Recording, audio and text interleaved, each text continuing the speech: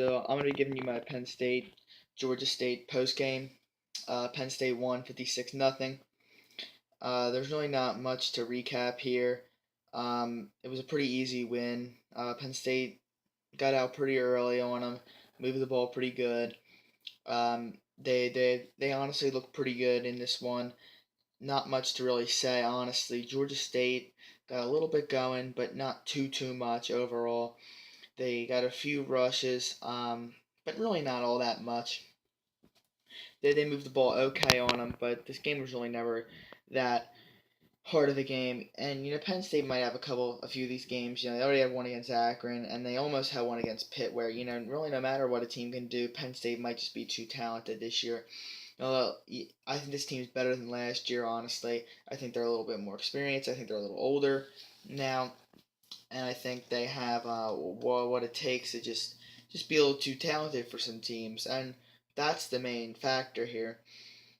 Georgia State didn't have a chance in this game, really. I mean, honestly, they pretty much had no chance from start to finish in this one, and that was the main factor in the game. And there really isn't much to say. Barkley looked good, but I do think in the future teams are really going to try to block down Barkley because of the fact that he's so versatile. So Barkley, you have to look at what he did rushing and receiving. You just can't look at his rushing yards because it's not fair. He had 142 receiving yards because teams just go Barkley. He's in the backfield. He's lining up to take it under center. I mean, not to get under center, but to get a handoff from it. We better stop him. We better stop him. Let's get everybody on him. But then the times that he goes out and we hit him up with a screen, or we have him go into the passing game, then that's dangerous because they're not accounting for that. And when he can get into open space, he's dangerous. So McSorley looked pretty good. We got some receivers going. Hamilton had a nice game. Blacknell had that nice catch. Gesicki looked good. Juan Johnson had a couple of nice grabs.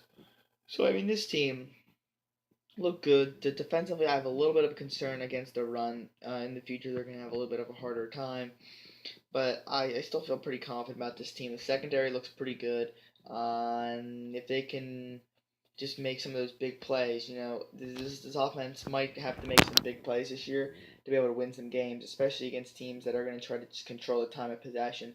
But if you're other teams, Penn State's probably going to make some big plays. It just depends when and where in the game because you can't hold this team all the time. It's just not going to happen. Um, yeah, so Penn State's 3-0. They're looking pretty good. It's about where I thought they'd be. Maybe I didn't think they'd be this dominant so far, but they didn't look all that great in the Pitt game. So this is about where I thought they'd be. 3-0 is good. They need to be 3-0 from here. I really have no idea. I mean, I said 11-1 in the regular season. 10-2 more. My brain said 10-2, but my heart said 11-1. So I picked 11-1. But I really don't know what to say from here. I'm sticking with my pick. Nothing really changed. But there's going to be some games that I think are going to be hard. Iowa's not going to be a piece of cake. Northwestern's not going to be a piece of cake. Even though Northwestern's not looking very good. Them two aren't going to be pieces of cakes. Michigan certainly won't, and neither will Ohio State. And the other teams you can't look over either. Michigan State's not going to be an easy one. And I don't think a lot of other ones will be either. So that's my wrap up for the game. Penn State's 3-0. They're looking pretty good. Let's just keep it rolling this year, boys. Peace out.